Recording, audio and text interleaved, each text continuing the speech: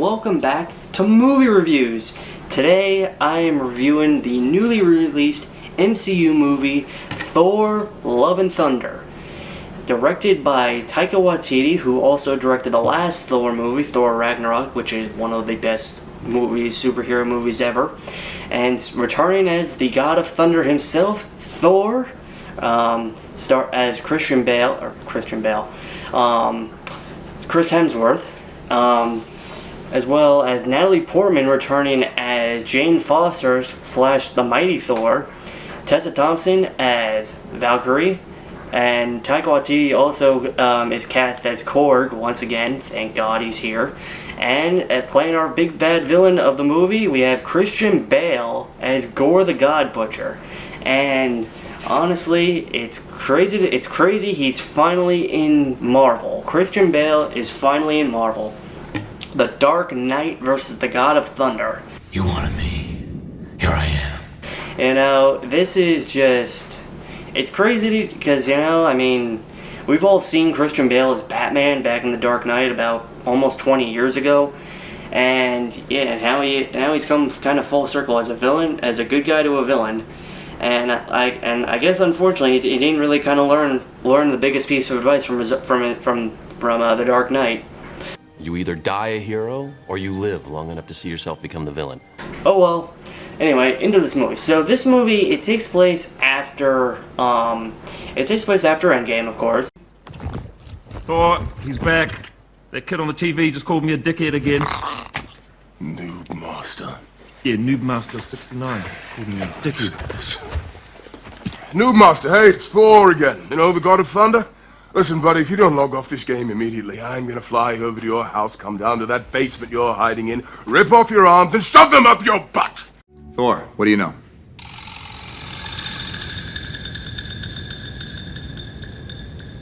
Is he asleep? No. I'm pretty sure he's dead.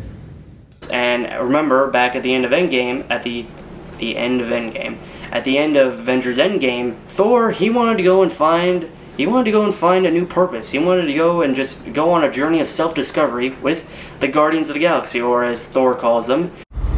Well, here we are. As Guardians of the Galaxy back together again. Not necessary. There shall be no knifing one another. Everybody knows who's in charge. Yes, you. Of course. The Asgardians of the Galaxy. So he went off on an adventure to try to find a new purpose. Remember what I told you? You ever feel lost? Just look into the eyes of the people that you love.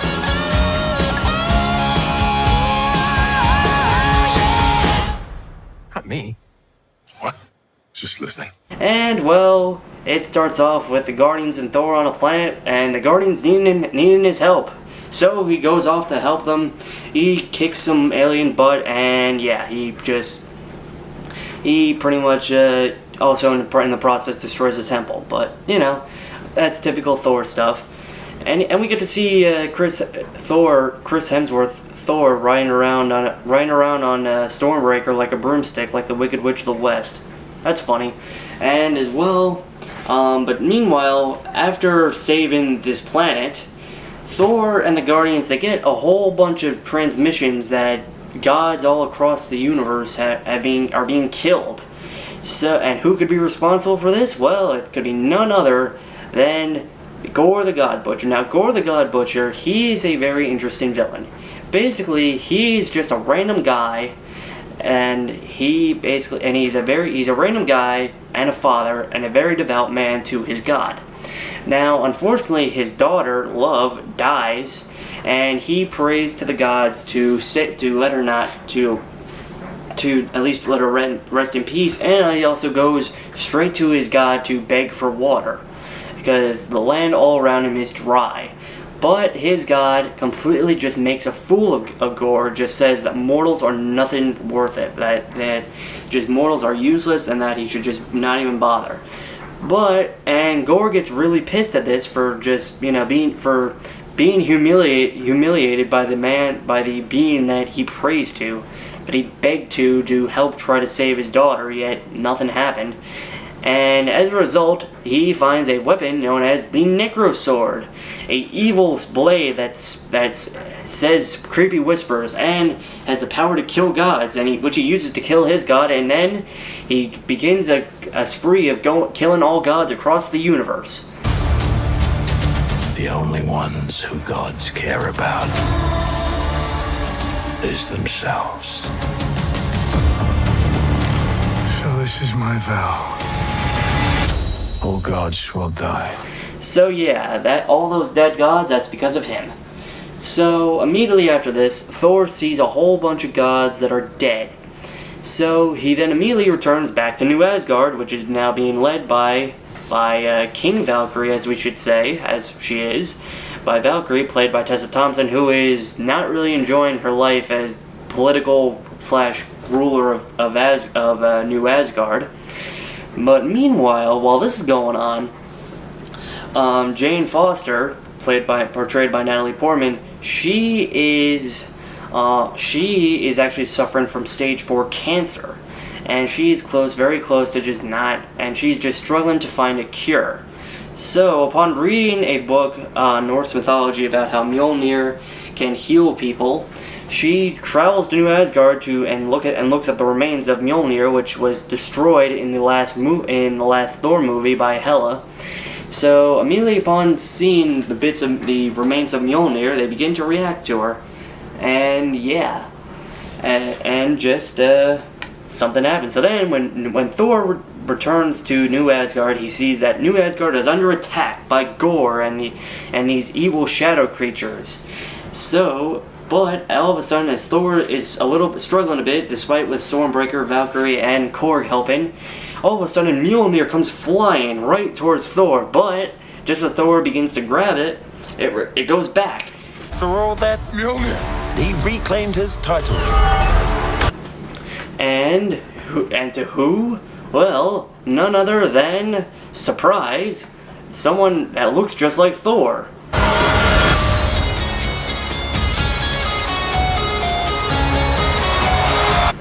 But it's not Thor, this person goes by the Mighty Thor, and this person is none other than, well... Jane? Jane. She is worthy enough to wield Mjolnir. Surprise! Apparently. And it makes her healthy enough to fight.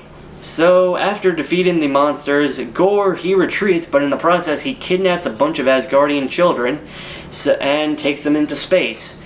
So, the people, they come together, they have a meeting to discuss what's going on, and that Thor, Valkyrie, Jane, and Korg, they will go after Gore using Stormbreaker, a boat, and also 2 really annoying screaming goats that Thor has. So, yeah. And then we get a backstory to Jane and Thor. And since, as we knew, back in Phase 2 of the MCU, they were dating, but then they mysteriously broke up. And the reason for this was due to that before Age of Ultron, Thor and Jane, they really just began to worry about their futures, that they would kind of be prisoners to each other. You know, they would both settle down to have a family, which both of them didn't really want, since both of them wanted to excel at their careers. Jane being a really respectable physicist, and Thor kind of being, an Avenger. So both of them eventually split off until right now in the movie. So yeah, we kind of have the awkward ex-girlfriend and current and boyfriend back together. And as well, there's kind of a bit of jealousy between Stormbreaker and Mjolnir and Thor. Since Thor, now that Mjolnir is back together, like it literally looks like Mjolnir kind of just got like super glued back together, he kind of wants his old hammer back, but Stormbreaker's kind of getting a little jealous that, Thor wants his old weapon back. But it's okay. Thor still loves you, Stormbreaker. But, so yeah, the gang of 4 go off into space. They go to basically the City of the Gods, known as Omninopolis. I think that's the name. And they're trying to assemble an army of gods to fight Gore, since seeing that he has the Necro Sword, he is really dangerous. So they go to this place to try to rally a bunch of gods, which they fail miserably because Thor has kind of pissed off the I guess the leader of this group of gods, which is the Greek god of thunder, one of the most famous gods of all, Zeus, portrayed by Russell Crowe, who I swear to God in this scene he is just a total goof. Like, he's hilarious and just funny. And Thor also kind of points out that just kind of the main flaw of what the gods have become, that the gods, at least for the most part, have become just total arrogant assholes, and that's the very reason why Gore is killing them, because Zeus, he's just a total arrogant asshole and just doesn't even want to offer any help to fight Gore. He just wants to hide over in this golden city and, well, just hide and not do anything because he thinks there's no reason to. So in the process, Thor, Zeus, he kind of makes Thor go nude, which, well, thanks MCU. I didn't really think I'd see a nude Chris Hemsworth. Let's see who you are. I take off your disguise. And flick. Oh, you flicked too hard, damn it! Shall we help him? And eventually, grape. And in the process, Thor steals Zeus's thunderbolt, which will come in handy. And then they escape, and that's that. And at least there. And in the process, Zeus he actually fights Thor. In the process, it looks like he kills Korg, which how dare he? But no, Korg, he's alive. He's just a face. But his face is his most important quality anyway. So yeah, upon leaving the city with now the Thunderbolt, Jane and Thor, they get to talking and just about how they kind of broke up before, but you know what, despite this, they truly do want to at least just do this together and later try to find a cure for Jane's cancer. So upon reaching the place where Gore is, which is known as the Shadow Realm, which is it's a planet in the middle of nowhere, but it's a black and white world, and it just looks so cool, the visuals.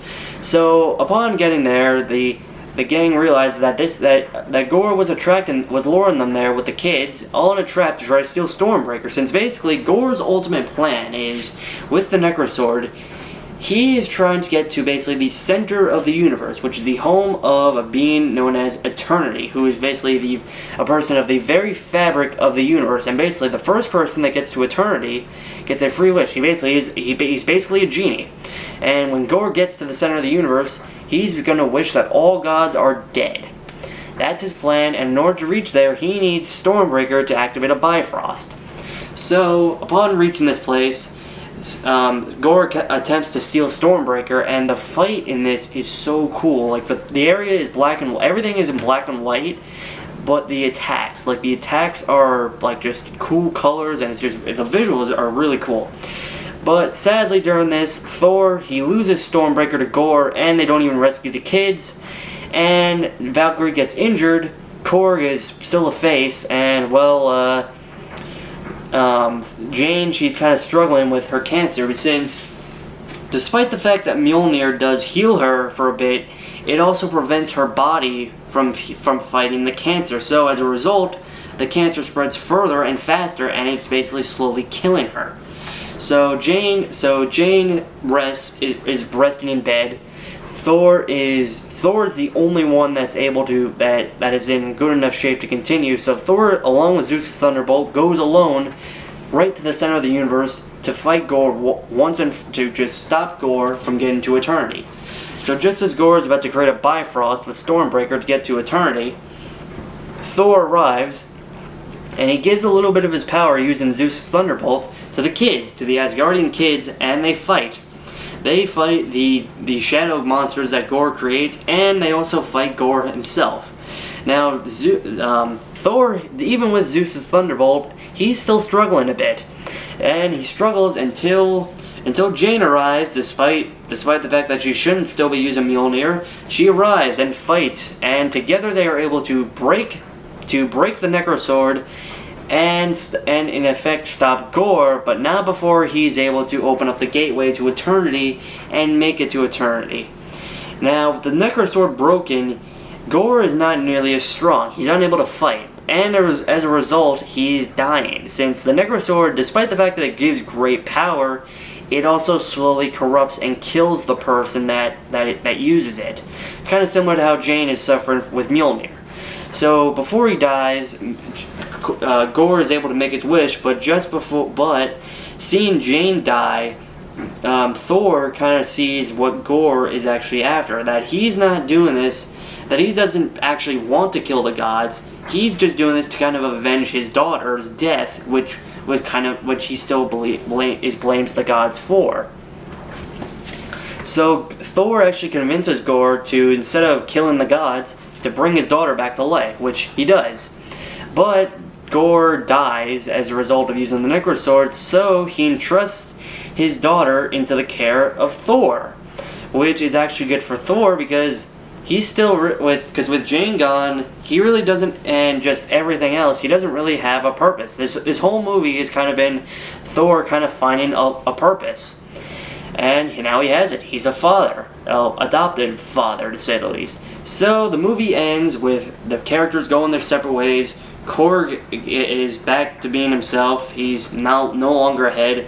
Valkyrie trains the young Asgardian kids. And Thor, along with Gore's daughter, Love, fight together as a team known as Love and Thunder. So yeah, this whole movie was just a reference to that. Thor found love. Literally, like the child's name is Love, who's actually portrayed by Chris Hemsworth's actual daughter. So yeah, the two of them fight together as a team to just help people that can't help themselves. And Thor, now that Jane is dead, he has Mjolnir once again. But who has Stormbreaker? Well, Thor has the great wisdom to entrust Stormbreaker to Love, a little child with the power with the axe that almost killed Thanos. Yeah, that can't possibly go wrong. So yeah, the movie ends there, but hey, this is an MCU movie, so there's mid-credits scene. Now, the mid-credits scenes, it reveals that Zeus, he's injured, but not dead, and he's pretty pissed off at Thor. But not just Thor, but just at mortals in general, how, as a result, mortals, especially humans, we don't really praise and pray for him. We don't praise him or the other gods like we used to. Because now, we have Avengers. We have our own heroes. We basically are becoming our own heroes and kind of becoming like the gods. So, he's really pissed off at mortals for not praising them and praying to them like they used to, but despite the fact that sometimes they never even would help them. So, he wants to try to use Thor as an example to show what'll happen to people that don't praise him anymore. So, and in order to try to kill Thor, he sends his son, Hercules. But, well, despite the fact that Hercules is kind of similar to Thor, I don't think he's going to become a big villain in Thor 5, because, well, Hercules is not really much of a villain. He never was, and never probably is going to be. So, I have a feeling him and Thor are gonna fight, have bro hug it out, and yeah, become friends, and Zeus is gonna get even more pissed.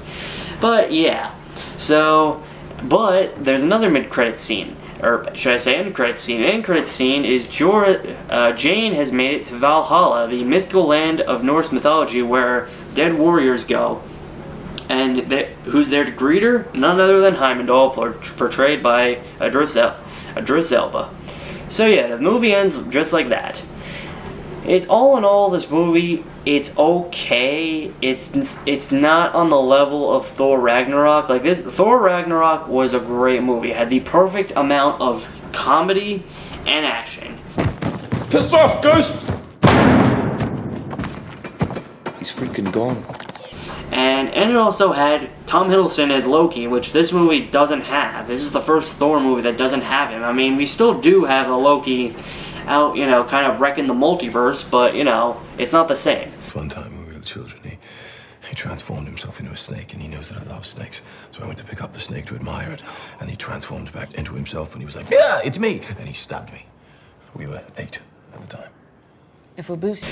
And as a result, and this movie, unlike Ragnarok, it really lays it on thick with its humor and comedy. Like, there are times where it's just like this movie is just way too silly when, you know, it shouldn't be. And also, Gore, the God Butcher, he's a great villain. Christian Bale did amazing portraying him, but it's just there's so many scenes that really he's not in where he really should be. You know, he's just not in it enough. And as well, the Guardians of the Galaxy.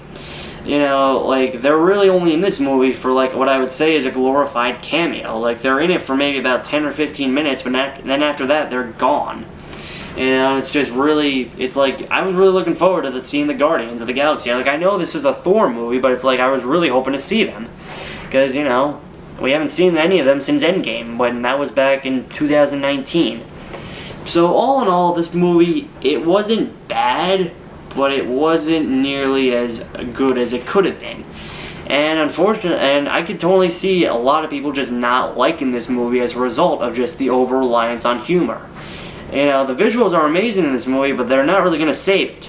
So this movie, it's not bad, but it's not great. And so I'm going to give it about a B+. You know, and it's really just kind of sad that this movie just isn't nearly as good as it could be, because it's kind of just how Phase 4 of the MCU really has been for ever since it started last year. Like, these last few movies in the MCU just have not really been that good. Like, they're not nearly on the level of Phase 3 where every single movie was amazing. You know, it just kind of seems like the MCU lately has been kind of caring more about quantity rather than quality. But, oh well, that's just how it is. We'll see how it continues to go. Anyway, the next movie we're going to see, let me give you some hints. It's an anime movie, and it's the sequel to a movie that I've been waiting for quite a bit. There's a lot of fighting, but it's really good. Here's the trailer. Gohan, it's do or die time, so draw out all of your strength.